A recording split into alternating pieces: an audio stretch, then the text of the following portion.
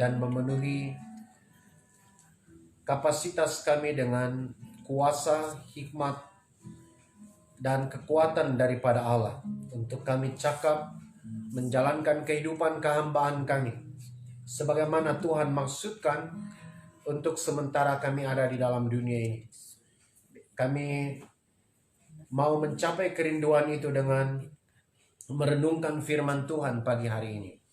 Tolonglah kami agar kami dapat menjadi hamba kepercayaan-Mu yang efektif untuk kepentingan penyelamatan dunia ini dan mentransformasinya dengan suasana dan karakter Allah sehingga Tuhan Engkau dipermuliakan. Demi nama Kristus Tuhan, firman hidup yang kekal, juru selamat dunia satu-satunya itu, kami siap mendengarkan firman Allah. Sama-sama katakan, amin. Amin. Tetap berdiri Bapak Ibu sekalian, mari membuka Alkitab kita. Minggu ini dari Injil Matius pasal yang kelima, ayat yang ke-13 sampai ayat yang ke-16. Lalu kita lanjutkan dengan bagian yang kedua, yaitu 2 Korintus pasal yang ketiga, ayat 2 dan 3. Sekali lagi Matius 5, ayat 13 sampai ayat yang ke-16. Lalu 2 Korintus pasal yang ketiga, ayat 2 dan ayat yang ketiga. Jadi Bapak Ibu dimanapun saudara berada, saudara bisa mempersiapkannya. Dan sebagaimana biasa kita membaca Alkitab sedapat mungkin dari Alkitab cetak, supaya kita dapat mengingat dan memberi catatan-catatan di sana selama kita merenungkan firman Tuhan. Baik, sekali lagi Matius pasal yang kelima ayat 13 sampai ayat yang ke-16, kemudian dilanjutkan dengan 2 Korintus 3 ayat 2 dan yang ketiga. Kita baca bersama-sama secara baik dan teratur. Demikianlah firman Allah. 1, 2, 3. Kamu adalah garam dunia. Jika garam itu menjadi tawar, dengan apakah ia diasinkan? Tidak ada lagi gunanya selain dibuang dan diinjak orang. Kamu adalah terang dunia. Kota yang terletak di atas gunung tidak mungkin tersembunyi. Lagi pula, orang tidak menyalakan pelita lalu meletakkannya di bawah gantang, melainkan di atas kaki dian sehingga menerangi semua orang di dalam rumah itu. Demikianlah hendaknya terangmu bercahaya di depan orang, supaya mereka melihat perbuatanmu yang baik dan memuliakan Bapamu yang di sorga. Bagian yang kedua adalah 2 Korintus 3 ayat 2 dan ayat yang ketiga. Sekali lagi 2 Korintus 3 ayat 2 dan ayat yang ketiga. Sekali lagi kita membacanya bersama-sama. Demikian firman Allah. 2, 3. Kamu adalah surat pujian kami yang tertulis dalam hati kami dan yang dikenal dan yang dapat dibaca oleh semua orang. Karena telah ternyata bahwa kamu adalah surat Kristus yang ditulis oleh pelayanan kami, ditulis bukan dengan tinta, tetapi dengan roh dari Allah yang hidup, bukan pada loh-loh batu, melainkan pada loh-loh daging, yaitu di dalam hati manusia. Amin. Puji Tuhan, silakan duduk kembali. Shalom. Saudara, ini adalah seri ke-6.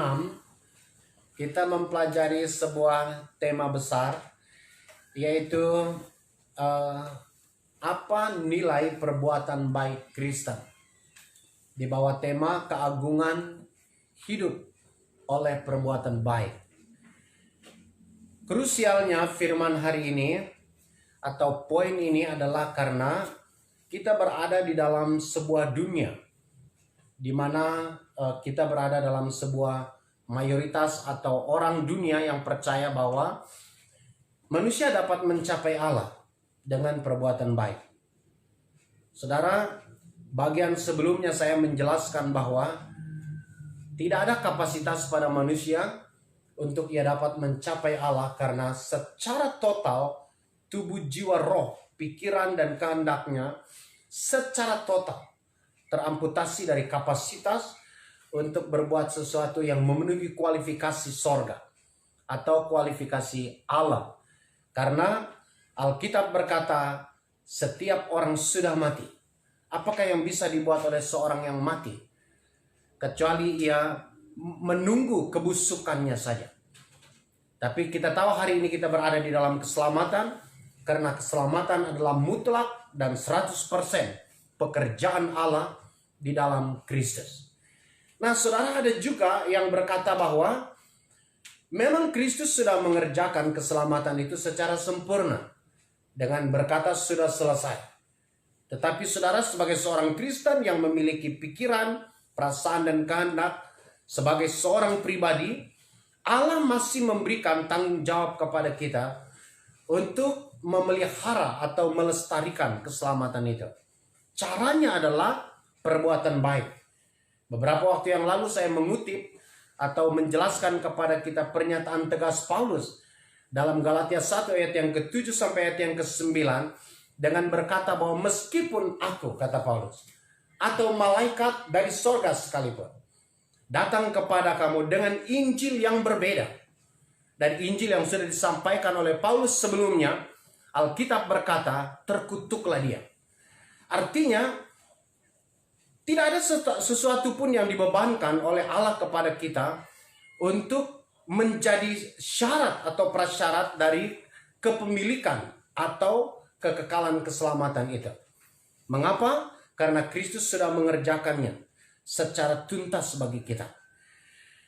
Nah, saudara, di samping itu, tanggung jawab kita yang ada di dalam dunia hari ini adalah hidup sebagai misionaris Allah bagi keselamatan dan transformasi dunia kita hari ini.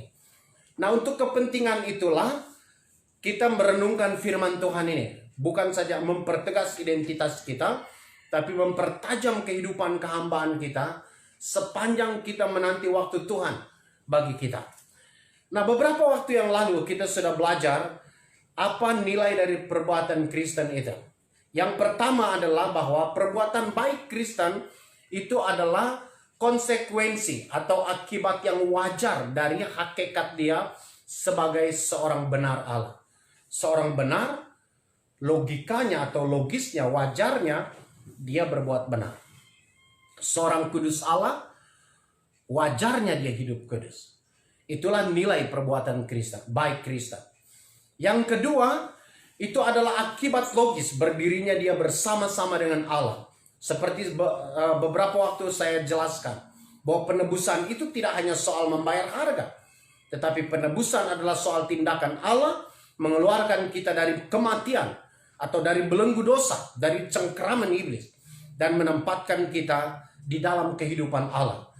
Nah, berdirinya kita bersama dengan Allah itulah yang membawa kita kepada keharusan hidup sesuai dengan tabiat Allah.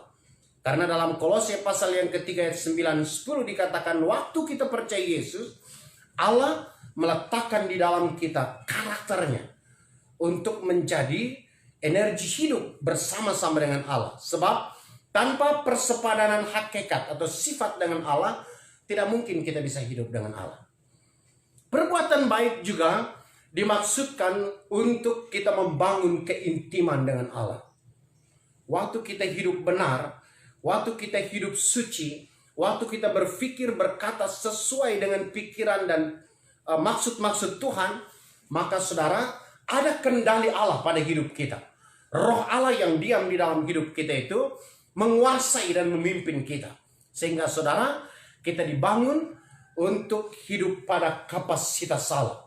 Nah, waktu kita membahas kapasitas Tuhan ini, kita belajar tentang apa yang disebut dengan perbuatan baik adalah dongkrak atau kekuatan yang mengangkat hidup kita menjadi seorang manusia Allah.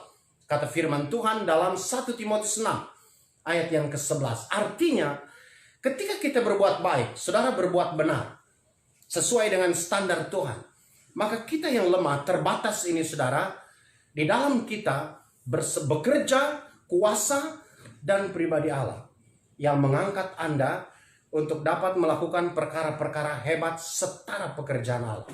Kristus berkata dalam Injil Yohanes 14 ayat yang ke-12, kalau kamu percaya kepadaku, kamu akan melakukan pekerjaan-pekerjaan yang sama seperti aku lakukan, bahkan lebih besar daripada itu. Itu yang keempat. Dan yang kelima adalah ketika kita berbuat baik, itu adalah ekspresi sukacita kita. Ekspresi syukur dan terima kasih kita kepada Tuhan. Artinya kita tahu diri bahwa ketika kita berbuat baik, berperilaku seperti Allah, itu adalah pilihan kita untuk kita dapat hidup bersama-sama dengan Tuhan. Nah saudara, dari nats yang tadi kita baca dalam Matius pasal yang ke-5 ayat 13 sampai dengan ayat yang ke-16 dan 2 Korintus 3 ayat 2 dan 3 ini, saya menyimpulkan bahwa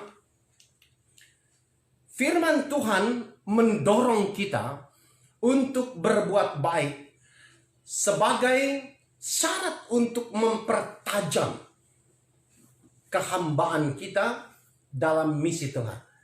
Artinya saudara, perbuatan baik adalah penajam. Perbuatan baik adalah seperti batu asa. Perbuatan baik adalah seperti kekuatan kuasa yang memberi kita daya dobrak, daya efektivitas di dalam melaksanakan misi Tuhan. Nah saudara, ketika kita belajar tentang misi Allah, maka Alkitab menjelaskan kepada kita atau merangkumnya dalam dua kategori.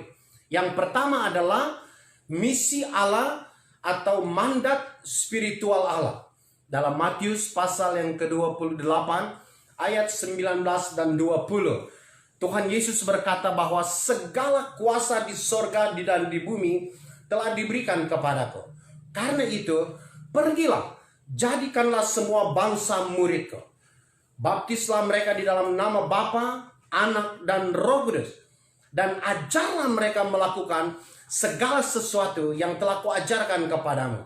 Dan ketahuilah bahwa aku menyertai engkau sampai pada akhir zaman. Saudara perhatikan kata kerja utama di situ. Itu dikatakan di situ, jadikanlah semua bangsa muridku. Saudara, kata itu atau perintah itu berbicara tentang mandat yang diberikan Tuhan kepada kita. Sebuah misi yang harus kita kerjakan. Untuk apa saudara? Menjadikan semua orang murid Kristus. Menjadikan semua orang percaya Yesus melalui berita kita. Nah, ketika kita bicara ini, saudara, paradigma kita, konsep kita dan pengertian kita tentang penginjilan itu harus benar. Saya selalu berkata bahwa penginjilan bukan sebuah gerakan kristenisasi untuk membuat orang menjadi Kristen. Bukan, saudara. Ada banyak orang yang mengartikan atau lawan daripada Injil yang mengartikan penginjilan itu sebagai kristenisasi. Kalau saudara menjadi Kristen tanpa persentuhan dan pengalaman dengan Kristus, nggak ada efeknya saudara, nggak ada artinya. Saudara tetap seperti sedia kala yang menurut Alkitab Yohanes pasal 3 ayat 18 dan ayat 36, saudara tetap berada di bawah penghukuman Allah. Karena menjadi Kristen tidak mengubah apa-apa. Ada juga orang yang berkata bahwa penginjilan adalah sebuah gerakan yang didorong oleh motif fanatisme. Oh, kita ini mayoritas, kita cari teman, kita membangun komunitas yang besar. Oh, bukan saudara. Mempunyai teman yang banyak itu baik. Apalagi kita seiman, itu baik. Tetapi saudara, itu bukan energi daripada pemberitaan Injil. Motif pemberitaan Injil adalah kasih sejati. Karena kita tahu, tanpa Kristus di hati seseorang, siapapun Anda. Alkitab berkata di dalam Markus 8 ayat 36, kalaupun saudara pemilik tunggal semesta ini, itu tidak menolong Anda pada hari penghakiman Kristus. Karena bagaimanapun, bayi yang lahir di Bethlehem 2000 tahun yang lalu itu, dia akan datang lagi. Dan dia datang bukan sebagai pribadi yang lemah lagi, yang dikejar ke sana sini, yang bisa saudara tangkap dan saudara bisa tolak. Tidak. Dia akan datang dengan kepenuhan kealahannya. Yang pertama, saudara, dia datang sebagai hakim bagimu. Kalau engkau hari ini seorang yang hidup tanpa Kristus, maka saudara, ia akan melemparkan Anda ke neraka untuk selama-lamanya. Karena Alkitab berkata setiap orang yang hidup tanpa anak Allah, tanpa Kristus, dia sudah berada di bawah hukum Allah. Nah, saudara tahu, pemberitaan Injil adalah sebuah gerakan kasih, gerakan kepedulian, gerakan keinginan kita untuk supaya orang masuk neraka. Penginjilan adalah bagaimana kita menyelamatkan orang lain. Nah, saudara, Alkitab berkata bahwa perbuatan baik adalah cara kita mengefektifkan, mempertajam implementasi dari tugas penyelamatan ini. Misi Allah juga berbicara tentang apa yang disebut dengan amanat agung kultural. Membangun manusia atau dunia di semua bidang. Alkitab berkata dalam Kejadian pasal yang kedua, pasal yang pertama ayat yang ke-28. Alkitab berkata Allah memberkati keduanya. Lalu Allah berkata, beranak cuculah, penuhilah dan kuasailah bumi, dan seterusnya. Di dalam Yeremia pasal yang ke-29 ayat yang ke-7, Alkitab berkata, usahakanlah kesejahteraan kota di mana kamu aku buat. Berdoalah kepada Tuhan bagi kota itu, sebab kesejahteraannya adalah kesejahteraanmu. Dan seterusnya. Artinya saudara, sebagai seorang Kristen, sebagai seorang percaya Yesus yang berada di marketplace Anda, di dalam panggilan Anda masing-masing, dengan kapasitas dan disiplin keilmuan Anda masing-masing, Allah menghendaki Anda untuk menjadi transformator di bidang Anda. Ini yang disebut saudara dengan mandat kultural, di mana saudara dapat menjadi transformator di semua bidang. Ipole sosbud hankam. Kalau saudara ahli ekonomi, saudara menjadi pembaharu ekonomi. Kalau saudara ahli hukum, saudara memperbaharui dunia hukum kita. Kalau saudara seorang guru, seorang dosen, seorang pengusaha, seorang karyawan, suami istri, marketplace Anda, itu Anda harus perbaiki dengan suasana Allah. Jadi saudara, firman Allah pagi hari ini dari dua bagian ini, Matius 5, 13 sampai 16, dan 2 Korintus 3 ayat 2 sampai yang ketiga ini, berbicara tentang bagaimana supaya kita efektif di dalam penyelenggaraan misi ini. Apa prinsip yang saudara dapatkan, yang kita dapatkan di dalam implementasi ini? Ini yang menjadi jawaban kita atau renungan kita pada siang hari ini. Prinsip-prinsip bagaimana supaya kita bisa efektif di dalam menyelenggarakan tugas misi ini. Yang pertama adalah saudara harus mengenal atau kita harus mengenal jati diri kita. Saudara perhatikan dalam ayat yang ke-13 itu dan ayat 14a, di situ dikatakan kamu adalah garam dunia. Lalu ayat 14a, di situ dikatakan kamu adalah terang dunia. Dalam 2 Korintus pasal yang ketiga ayat 2 dan 3 tadi itu 2 kali dikatakan di situ, kamu adalah surat pujian kami, kata Paulus. Lalu dalam ayat yang ketiga dia berkata, sudah nyata, karena telah nyata bahwa kamu adalah surat Kristus yang terbuka, supaya bisa dibaca oleh semua orang. Artinya saudara, pertama itu, saudara harus mengenal jati diri Anda. Mengapa? Karena dengan pengenalan jati diri ini, kita dapat bersikap benar. Nah, menarik sekali ya, Tuhan menganalogi atau menggambarkan atau memberi kita contoh ya, bagaimana kita dapat mengerti siapa hidup kita dengan beberapa contoh tadi. Yang pertama itu adalah garam. Wah, saya membaca definisi garam itu, saudara, arti garam itu banyak sekali. Lalu saya buat kesimpulan dengan sebuah kalimat pendek.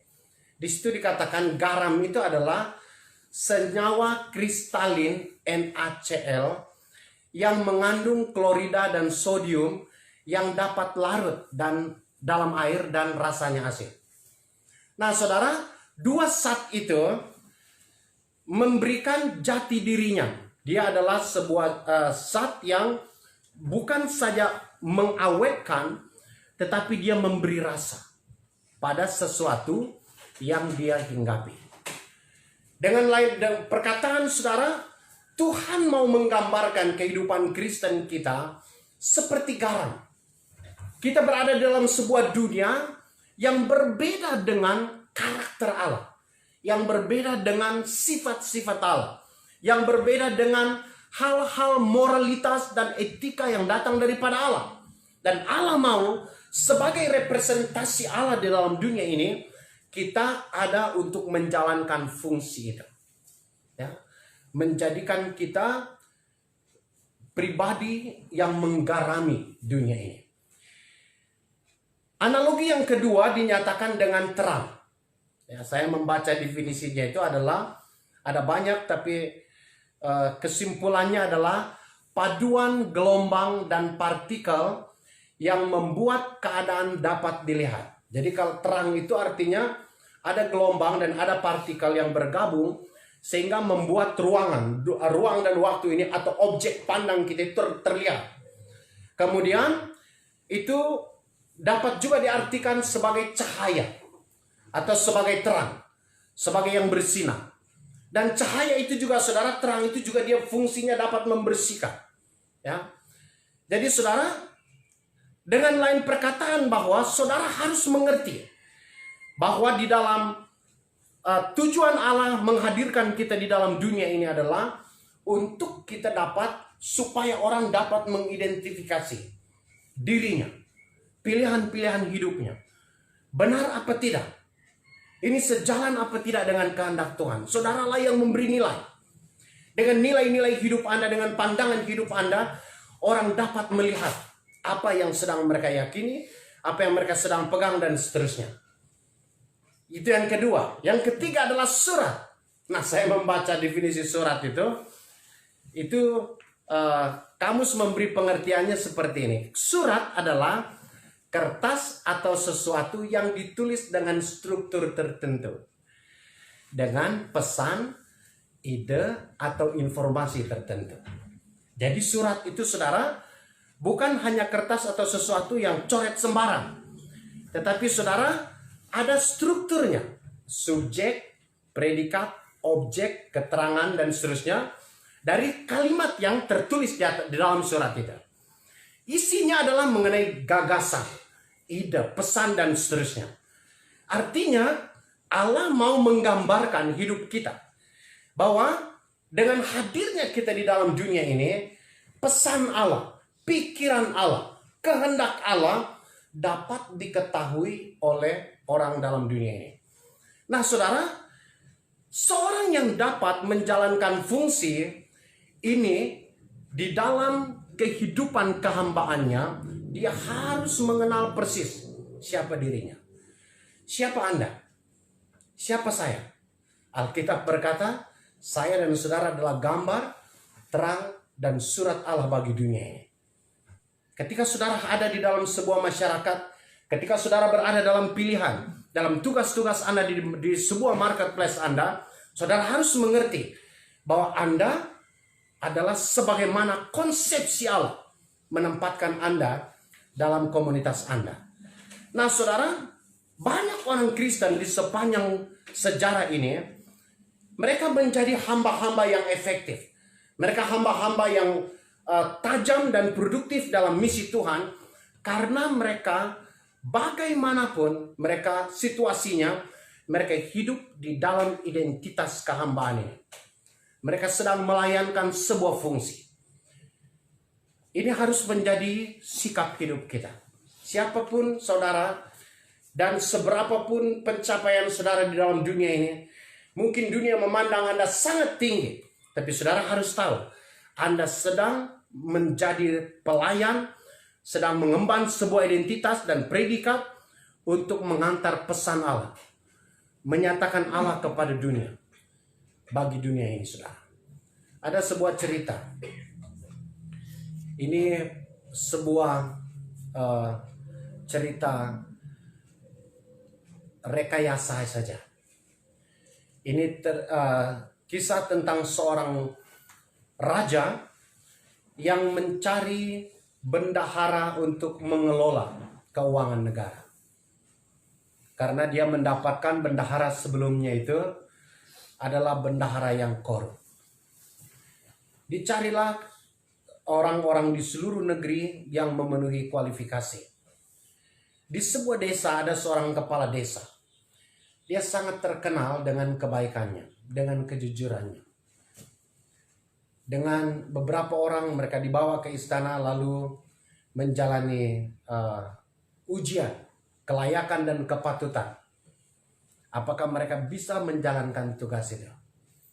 Kepala desa ini sesuai dengan reputasi yang sudah didengar, dia lolos, saudara. Lalu dia diangkat menjadi menteri keuangan di kerajaan itu. Hari lepas hari, negara itu atau kerajaan itu mulai bangkit. Perekonomian mereka, kekuatan keuangan mereka semakin hari semakin baik. Tapi saudara, selalu saja seperti saya katakan bahwa ketika kita berbuat baik, ketika kita berbuat benar, tidak ada jaminan bahwa saudara dihargai. Tidak ada jaminan bahwa saudara dihormati, saudara dipromosi. Nggak ada jaminan. Nah, Menteri Keuangan baru yang adalah kepala desa ini pun demikian. Rupanya ada orang yang iri dengan dia. Lalu mulai mengintip kehidupannya. Nah, saudara, satu hari mereka menangkap dia sedang setiap kali pulang dari kantor, dia selalu keluar dari pintu belakang. Dia menggendong sebuah tas seperti ransel tua yang dia gendong. Dia mengendap-endap keluar dari situ, dia tutup pintu dengan rapi, kemudian dia pulang. Setiap hari seperti itu. Dan akhirnya saudara, orang-orang yang iri hati kepada bendahara baru ini atau menteri keuangan baru ini datang pergi melapor kepada kaisar. Dan kaisar memang melihat hasil kerjanya baik. Tapi jangan-jangan dia juga mengambil kesempatan dalam reputasi yang semakin baik. Dan saudara, kemudian kaisar memanggil dia. Orang menangkap dia, bawa serta dengan ransel besar yang dia gendong. Lalu dia didakwa. Kaisar bertanya kepadanya, "Saya tidak menduga bahwa Anda pun seorang yang tidak jujur, tidak punya integritas. Rupanya kamu menggunakan kesempatan pertumbuhan ekonomi yang baik, stabilitas moneter yang baik ini untuk kamu berbuat curang."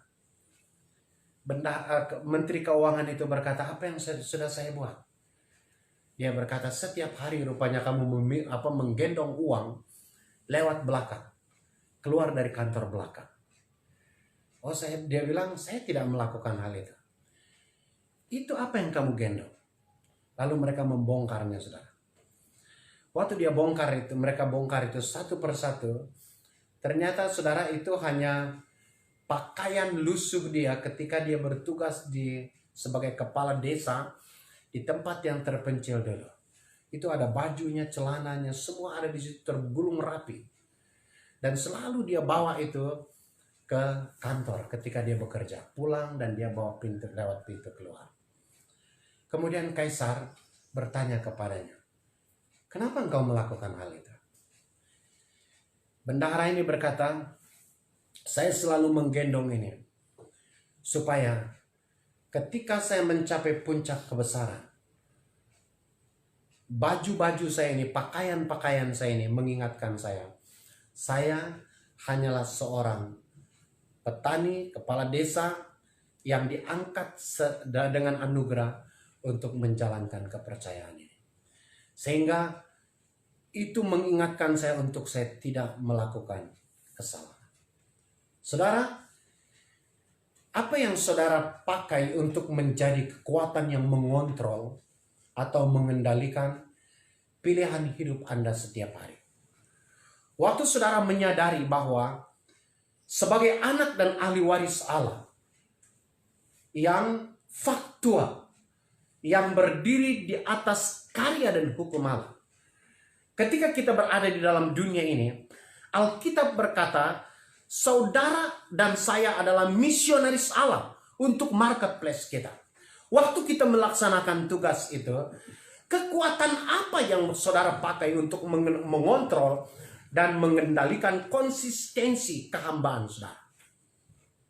Semestinya kita mengingat bahwa siapapun kita di marketplace kita masing-masing, mungkin saudara diagungkan orang lain sebagai public figure, sebagai seorang yang memiliki pengaruh dan kekuatan dan kepemilikan yang banyak akan harta. Saudara tahu, kita hanya hamba belaka. Kita hanya misionaris Allah saja. Jangan mengubah predikat itu menjadi seorang tuan yang kemudian kita lupa bahwa kita hanya pelayan dari Tuhan kita yang maha besar. Itu yang pertama. Saudara harus mengingat apa identitas kita. Dan yang kedua, yang harus saudara ingat yang kedua adalah mengenal atau mengetahui peranan kita. Nah, secara cepat saudara, saya mencatat beberapa, mencari apa fungsi garam itu. Di dalam artikel-artikel yang saya baca, ada yang mendaftar 7, ada yang mendaftar 10 sampai 20 fungsi garam. Tapi dari sekian fungsi itu saya menyimpulkannya untuk hanya 4 bagian saja atau 4 peranan saja atau kegunaan garam. Yang pertama adalah memurnikan atau membersihkan. Wah, saya ingat istri saya kalau dia mengerjakan sesuatu atau daging atau ikan yang bau amis itu, dia kasih garam, cara mencucinya. Ya, apalagi kalau jeroan itu saudara. Wah, itu amisnya bukan main. Tapi kalau saudara cuci dengan garam, setelah itu jeroan itu akan bersih dan meninggalkan aroma yang segar. Ya, memurnikan atau membersihkan. Dia juga mencegah atau mengontrol atau menghilangkan bakteri. Ya, jadi saudara, garam itu dia dapat mengawetkan sesuatu. Ya, dia membersihkan bakteri-bakteri pembusuk, mengontrolnya. Ya, yang ketiga itu adalah menyehatkan atau menyegarkan. Kalau saudara punya daging atau apa, kalau saudara tidak punya kulkas, kasih garam aja. Ya, seperti ikan asin. Ya, kalau saudara kasih garam dengan jumlah yang besar, kemudian yang banyak, kemudian saudara jemur sampai kapanpun, ya, dia akan awet. Jadi saudara, rupanya Yesus ingin supaya kita berfungsi untuk membersihkan, ya, menghadirkan kebenaran Allah di dalam masyarakat kita. Lalu dengan kebenaran itu kita memelihara kehidupan masyarakat kita, memelihara dunia kita, dan membawanya selalu berada di dalam kehidupan yang sehat. Itu garam. Lalu terang.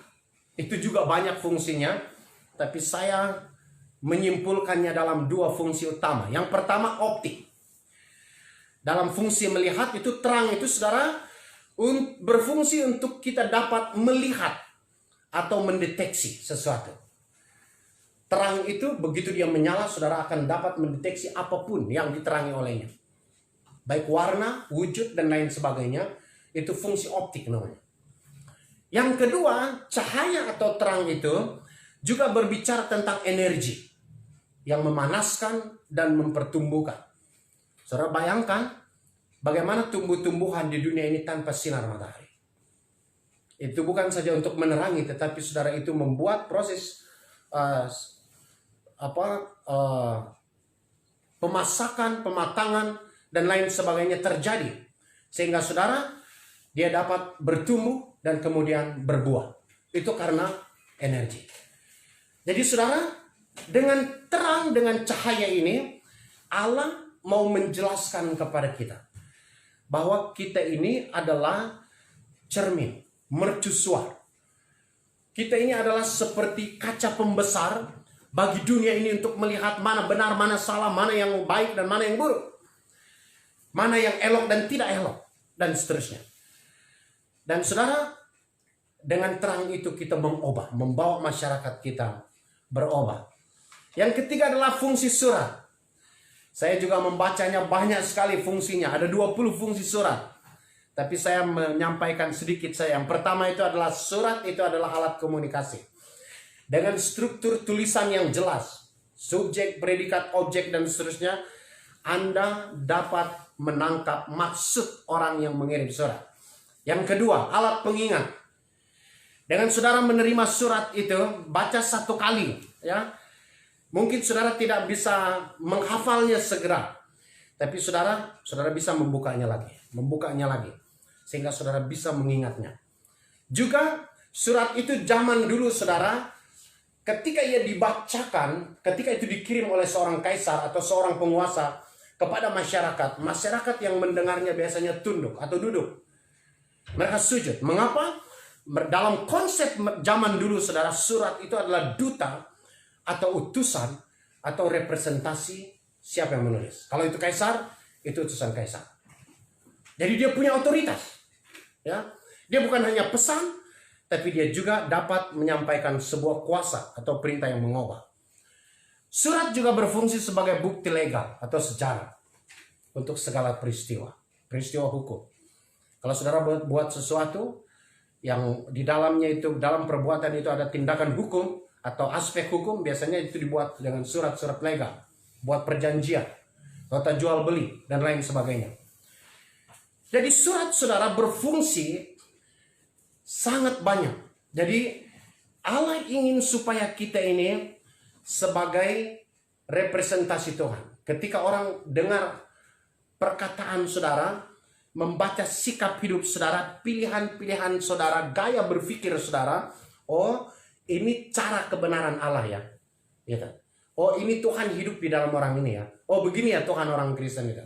Jadi saudara, apapun yang saudara buat, orang akan membacanya sebagai Anda mengemban tugas daripada Tuhan. Di dalam konteks yang sama, Yesaya pasal 8 ayat yang ke-18. Yesaya berkata, sebab aku dan anak-anakku adalah tanda dan alamat dari Allah semesta alam untuk bangsa Israel. Artinya saudara, dengan kehadiran kita di dalam kehidupan dunia ini, kita dapat mempresentasikan Tuhan dalam kehidupan kita. Nah saudara, kalau saudara mengerti peranan saudara, saudara akan efektif di dalam layanan saudara. Kalau ada suami tidak mengerti kedudukannya sebagai suami, bagaimana?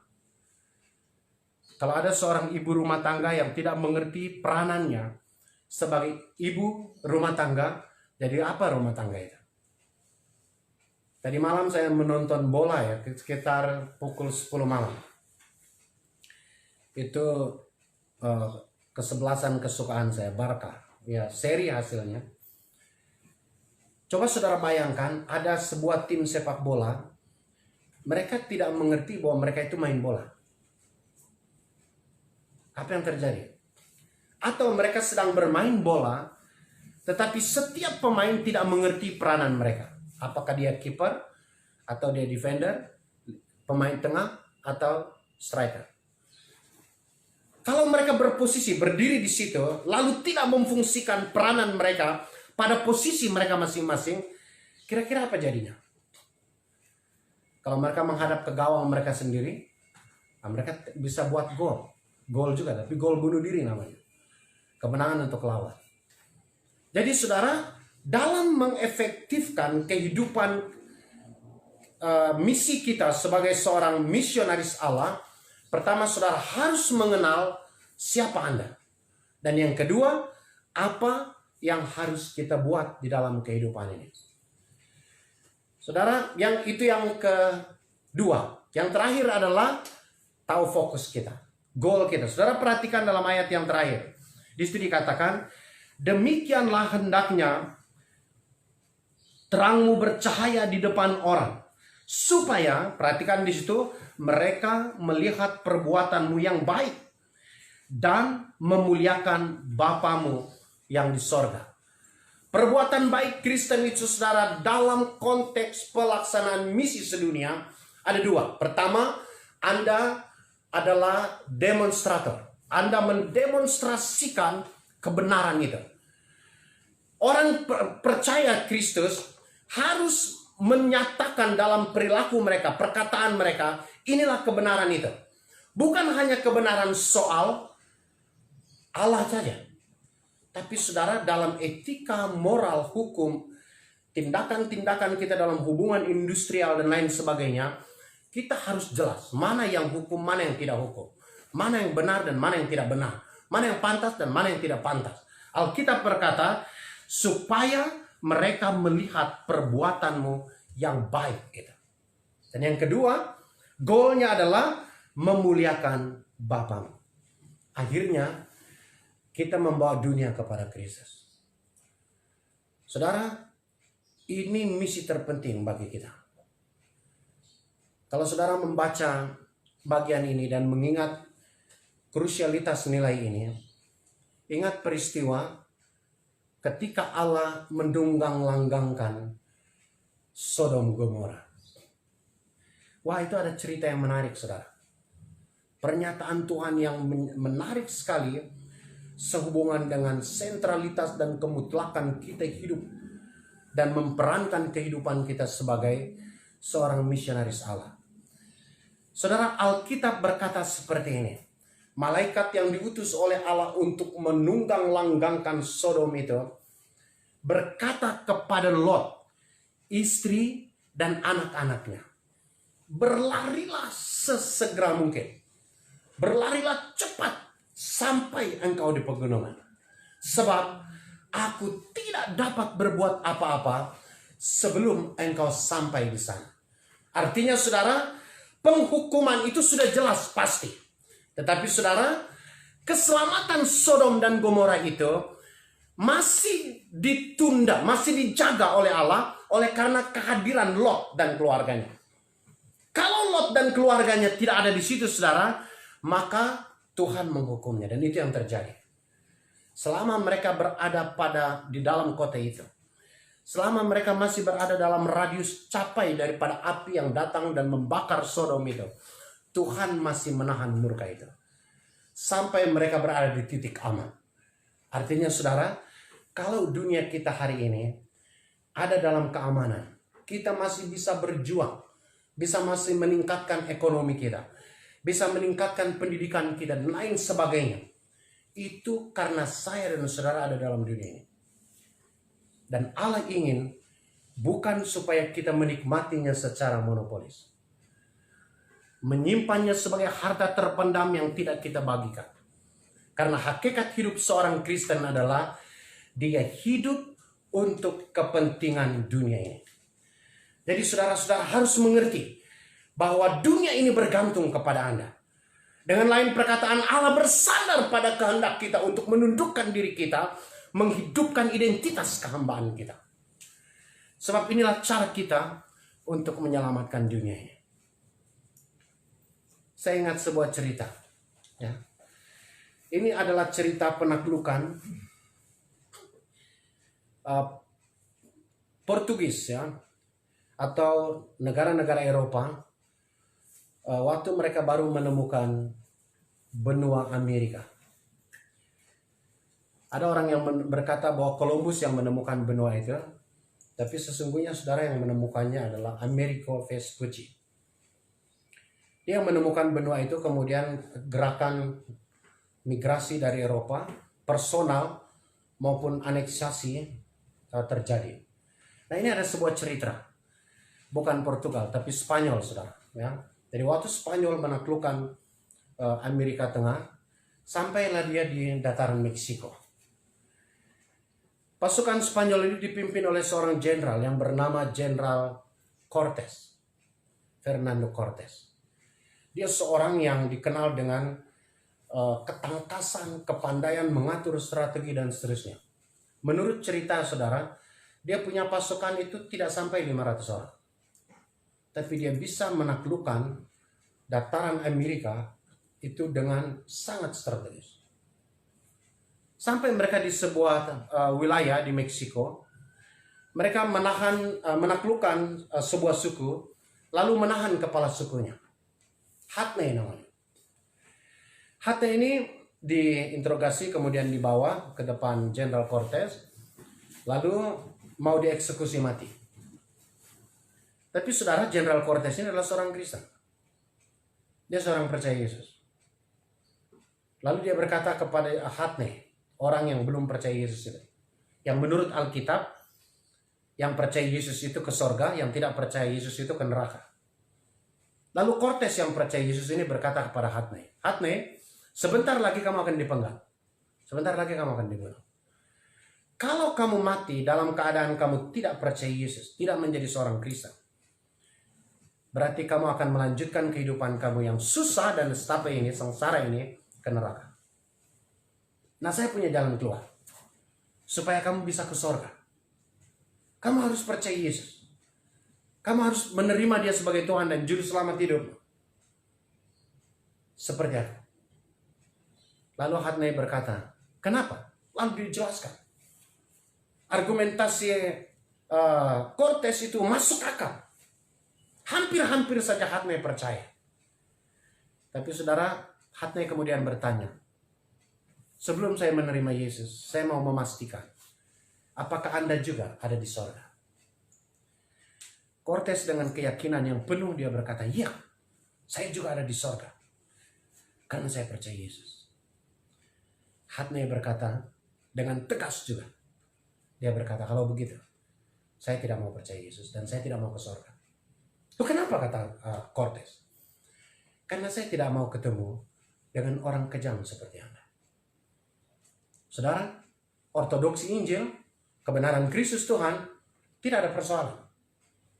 Saudara mau salah sampaikan tentang dia, saudara salah sikap terhadap dia dan seterusnya, dunia ini mau menolak dia, tidak mengubah kebenaran bahwa dia adalah Allah pencipta. Tidak mengubah kebenaran bahwa dia adalah juru selamat dunia satu-satunya.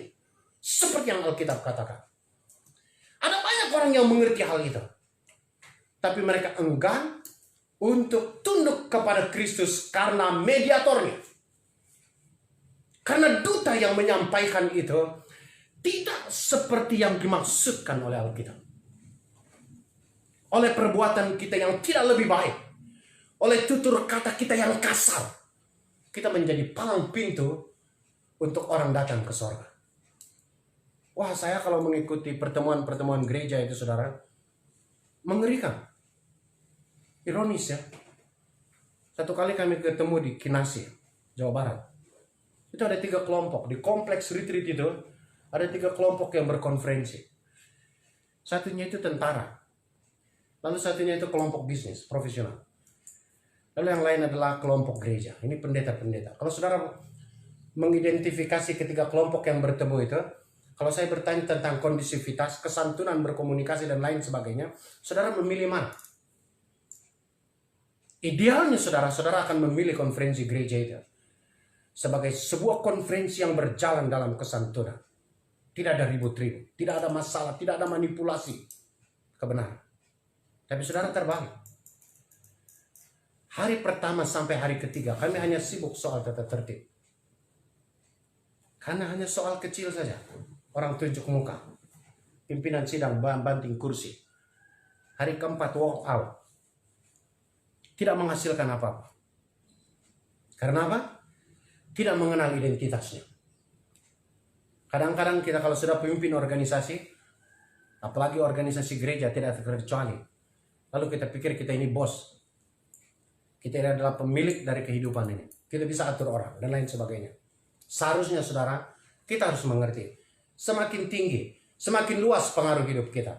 Semakin besar nilai kehambaan dan pengabdian kita. Itu logis. Seorang ayah akan memiliki tanggung jawab yang lebih besar daripada anak-anaknya. Seorang ibu memiliki tanggung jawab yang lebih besar daripada anak-anaknya. Ayah yang hebat, ibu yang hebat bukan mengeksploitasi anak-anaknya. Tapi sebaliknya, ia akan menjadi hamba kebesaran bagi anak-anaknya. Itu fungsi kehidupan Kristen. Jadi perbuatan baik, saudara, tidak saja mempertegas kedudukan dan identitas kita sebagai seorang benar. Mempertegas di mana kita berdiri, yakni di pihak Allah. Tidak saja menjadi prasyarat untuk membangun keintiman dengan Allah. Tidak saja sebagai ucapan syukur kepada Allah. Perbuatan baik tidak saja merupakan dongkrak yang mempromosi kehidupan kita. Tapi saudara, perbuatan baik juga adalah kuasa yang mengefektifkan dedikasi kehambaan kita dalam misi Allah. Pastikan bahwa saudara adalah misionaris Allah di marketplace Anda masing-masing. Dalam rumah tangga Anda, dalam institusi Anda di mana Anda bekerja, di masyarakat Anda. Kalau Anda suami, pastikan Anda adalah promotor bagi istri Anda. Lihat pakaian istrimu. Lihat apa yang dia suka. Dan seterusnya. Itu harus menjadi konsentrasi Anda. Karena itulah tugas kita dalam implementasi perbuatan-perbuatan baik seorang percaya. Tuhan Yesus memberkati.